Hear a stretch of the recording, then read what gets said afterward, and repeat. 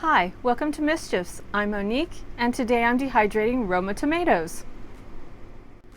If you're interested, please stay tuned.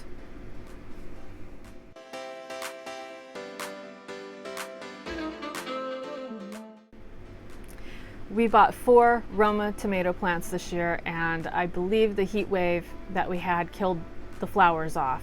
We've only been able to harvest a few, maybe a handful of tomatoes to dehydrate, and I'm very disappointed. I was hoping to make tomato powder this year as we are out, and I was hoping to make a few tomato chips that we usually rehydrate and put into soups and things.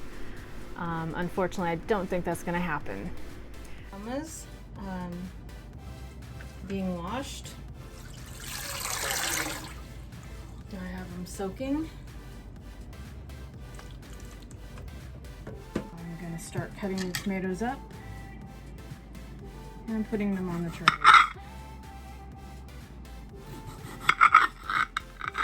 And they need to be cut between 1/4 and no larger than 1/2 inch.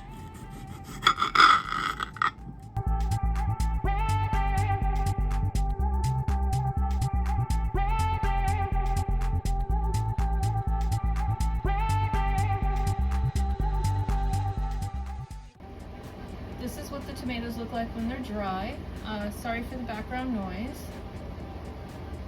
You'll notice that they are very dry and they are crumbly. I crumbled that one up a minute ago. Okay, there it is. They're in a pint and it fills about halfway up. If you like this video, please hit the like button. If you'd like to see more of these videos, please subscribe. Thanks for watching.